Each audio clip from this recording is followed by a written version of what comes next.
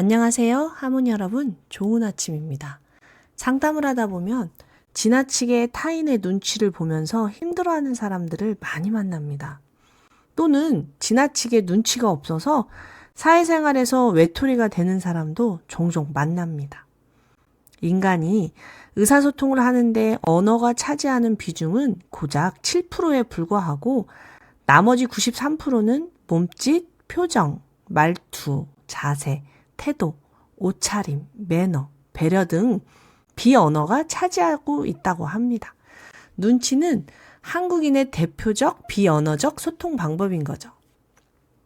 눈치가 빠르면 다른 사람의 감정을 잘 파악해서 인간관계를 원만하게 끌고 가기도 쉽고 주변 상황이나 분위기 파악을 잘해서 사회생활에 적응하기도 쉽습니다.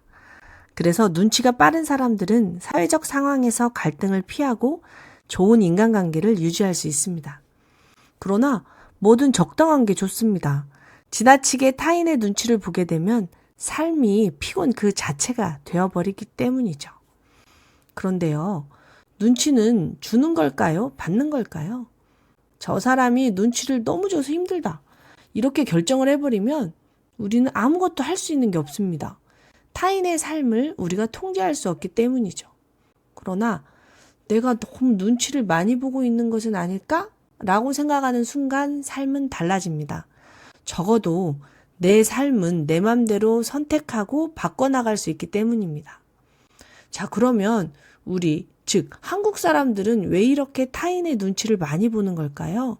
도대체 왜 그럴까요? 불안하기 때문입니다. 눈치를 많이 보는 사람들의 내면에는 불안이 있습니다. 그러므로 내가 타인의 눈치를 많이 보는 성격이라면, 그래서 삶이 피곤하고 힘들다면 자신의 내면의 불안을 살펴봐야 합니다. 자신이 왜 불안한지, 이 불안은 어디서 왔는지, 언제부터 시작되었는지 그 불안을 알아주고 풀어줘야 합니다. 한 예를 들어볼게요. 아버지가 술만 먹으면 집안을 공포 분위기로 만들어버리는 집이 있습니다. 소리를 고래고래 지르고 물건을 던지고 심지어는 가족들을 때리기까지 했습니다. 아이들은 아버지가 술을 드신 날 벌벌 떨면서 이불 속으로 숨어들었습니다. 어머니 역시 늘 슬픔에 가득 차 있었습니다. 슬픔에 가득 찬 어머니는 아이들을 보고도 기쁘게 웃지 않았습니다. 어머니가 우울에 몸져 누우면 아이들은 밥도 제대로 얻어먹을 수가 없었습니다. 자, 이런 부모님 밑에서 큰 아이들은 자신의 감정을 살피는 것보다 부모님의 감정을 살피는 것이 훨씬 익숙합니다. 즉, 어른들의 눈치를 보면서 크게 됩니다. 아버지가 술을 먹지 않고 들어와야 안전하고 어머니가 기분이 좋아야 밥을 제대로 얻어먹을 수 있기 때문입니다. 아버지, 어머니의 기분에 따라서 자신의 안전과 생존이 보장받았기 때문입니다. 이렇게 성장을 하게 되면 자신의 감정보다는 타인의 감정을 살피는 게 익숙해지는, 즉 타인의 눈치를 보는 게 습관이 되는 성격이 되는 것입니다. 이제는 더 이상 눈치를 주는 사람이 없는데도 계속 눈치를 보게 되어 삶이 너무 피곤하고 지치고 힘들어집니다. 심지어는 자신을 방어하기 위해 타인을 비난하기도 합니다.